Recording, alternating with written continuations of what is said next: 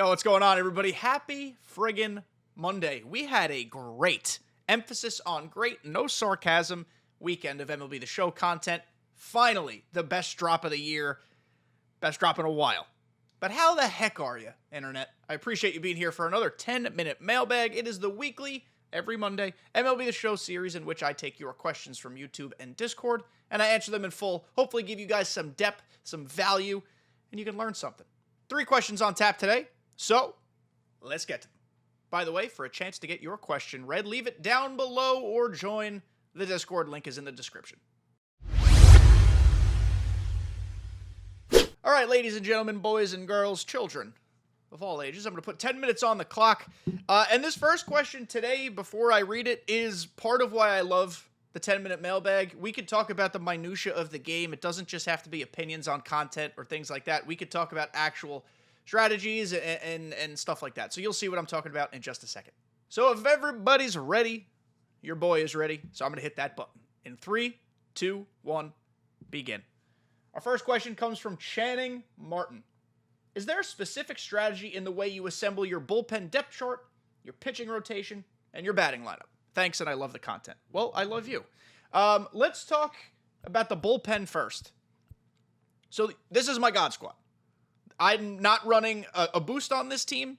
I do have a separate team with a Corbin Carroll boost.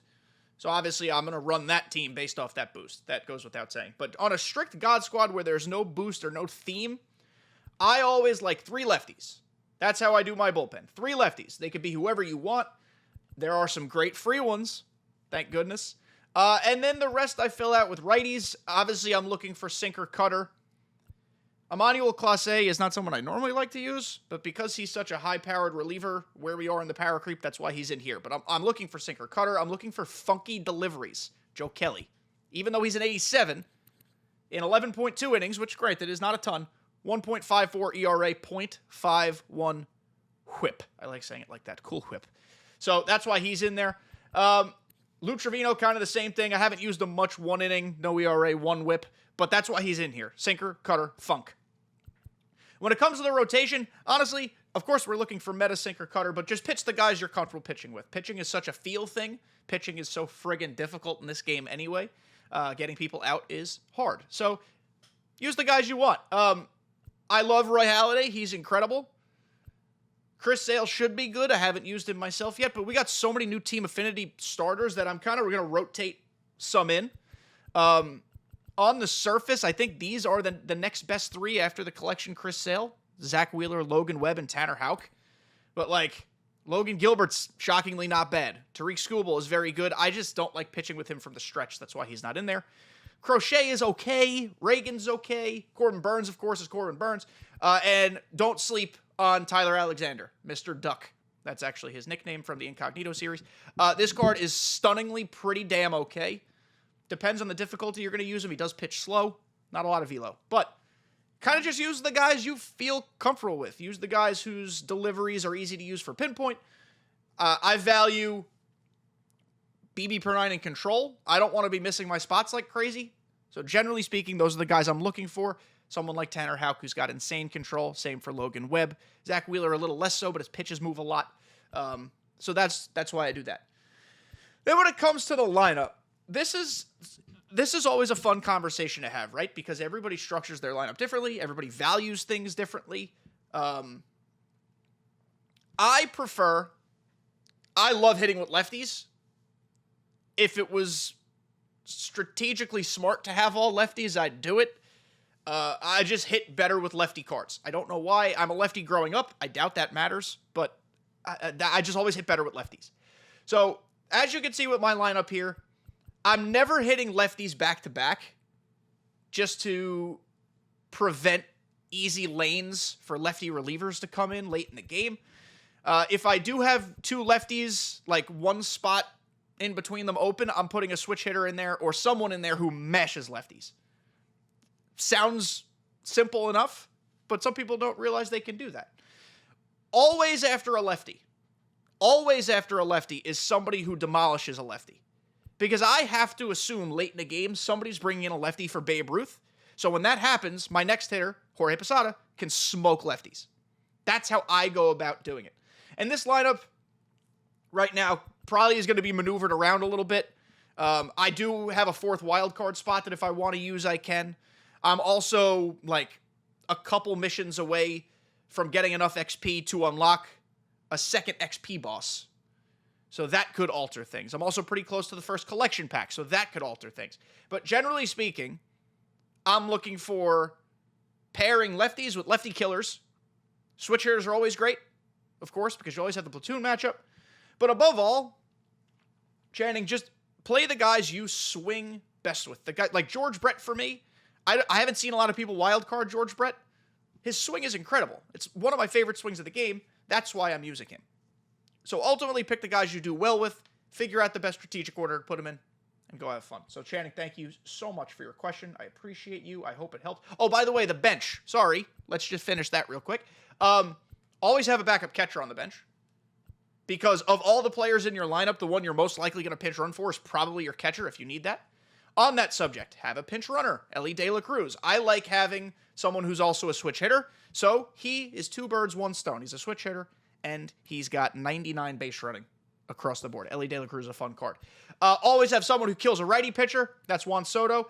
He's also got 125 clutch. I think your bench hitters should have high clutch. Always. It doesn't have to be max, but it should be close. Because you're going to be pinch hitting with runners in scoring position, presumably. So that's important. And Nolan Arenado, max clutch, max against lefties. So when a lefty comes in, we rake.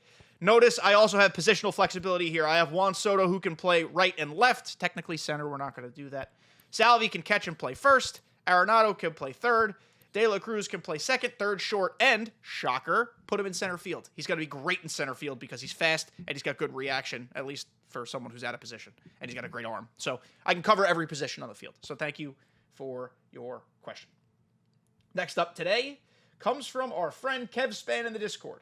Given the state of content and the community's reaction to it this year, it's July and we have content creators playing MLB 21 and MVP Baseball 06. What do you think SDS could or should consider for doing the rest of the game cycle to get a little goodwill in the community? Honestly, maybe it's recency bias. Do stuff like the All-Star program or the All-Star Week content all the time. I know that's hard to do because the All-Star Week is so special, and All-Star Week content, generally speaking, is always really good for MLB The Show. That's just, they hit home runs, dingers left and right every single year just about for All-Star content. But notice what they did for this drop. They listened to the community. They made Team Affinity's 95s. They didn't build them poorly. You guys know my opinion on Team Affinity. I view Team Affinity normally as just collection fodder. If there are 3 cards, 4 cards, 5 cards worth giving a shot for my lineup, I'm in. They built these 95s really friggin' well. There are only like 3 guys that absolutely completely suck because they screwed up their builds. Josh Naylor, I'm sorry, I'm looking at you. Guardians fans, you got screwed there. What a content drop. Just release cards that are good. Don't release Francisco Lindor as a chase card and then give him no offensive capabilities. Like, just make smart decisions is ultimately what it comes down to. Make every content drop feel like I need to play. Make every content drop feel like there's a card that's going to usurp somebody on my God Squad. Continue to give us programs, give us packs and programs. I don't need to be guaranteed rare rounds. I say this all the time, but just give me the pack. Just give me a chance. I don't even need the power creep to accelerate all that much. I don't need 99s tomorrow. I just need the cards that come out, whatever rating they are, to be good for the point in the power creep that we're at. That's it. And we've done it. We've at least made this game palatable for the next several months. It's a long time still before 25. In terms of Season 3, I think they should just start Season 3 at like 92s, 93s, 94s. Maybe even 95s. And Season 3 is when you can really speed the power creep up and just give people juice cards because it's the end of the year at that point, and people will like it. So for right now, I'm happy. If you're playing college football this week, I hope you have a blast, but I'm happy with what's going on in MLB right now. So Kev, thank you for your question. And our last one today from Logan in the Discord. Short question, but which MLB The Show game is your favorite? I'm new to the series, so I'd love to know. It's a really tough question. Maybe my brain doesn't work and I'm getting old, but it's hard for me to like remember specific games because I move on and I just don't play the other one. MLB The Show 20 and 21 will always be important to me because they were what started my content creation journey. They, 21 specifically was a really good game. 20 was aight. I just have fond memories of playing those games and learning how to do content creations. When the podcast started during those days, now you guys know we're at beyond 200 episodes of this podcast every Tuesday on Apple and Spotify and YouTube, by the way, if you're new to the channel and don't know the show, the podcast. Oops, sorry, dropped something. So my default would probably be those games, but I have really good memories as well of playing like the OGs. MLB The Show 06, 07, 08. Diamond Dynasty was not even a thought at that point. I just enjoyed playing seasons and playing head-to-head against my brother and friends and family and bringing it to a friend's. You remember the thrill of going to a friend's house, hanging out for a few hours, like riding your bike down the block, or like your mom or dad drop you off, but they didn't have the new game yet, so you brought the physical disc. You're like, hey, I got something for us to do. And you didn't have to download nothing. You just popped it in, turned the game on. You were playing a game within 3 seconds. So I have fond memories of the extremes, the really old ones, and then when I started my content journey. And most of that is for nostalgia purposes. None of it is actually for like specific gameplay reasons. I tend to lean more into nostalgia than other things like that. But let me know, what do you guys think? What's your favorite MLB The Show game of all time? Guys and girls, girls and guys, that will do it for the 10-minute mailbag this week. I appreciate all of you being here again. I like when you guys show up for this video series. It's a lot of fun. Tomorrow on the show, the podcast, interview with Kreiner, one of the best competitive players in MLB The Show's history. So he's going to be on the pod. We talk for about an hour about a lot of stuff. And then stay tuned later this week on Thursday. I'm thinking it's going to be a Chris Sale video because I did get the 99 Chris Sale. But maybe we'll spice it up and throw some other pitchers in there too. There's a lot of new pitchers to talk about, and that's a good thing. Maybe even we'll do 2 videos this week. Thank you all for making it to the end, guys. Love you all, and I'll see you next time.